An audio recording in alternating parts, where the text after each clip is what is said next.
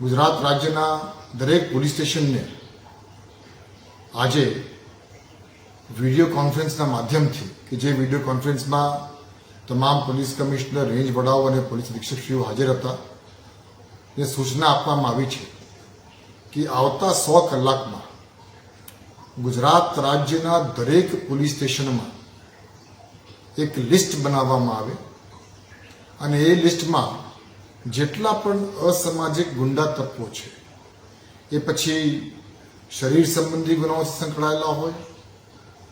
prohibition bootlegging સાથે સંકળાયેલા હોય, જુગાર સાથે સંકળાયેલા હોય, મિલકત સંબંધી હોય, ખંડણી વિરાવણી હોય, એ તમામ પ્રકારના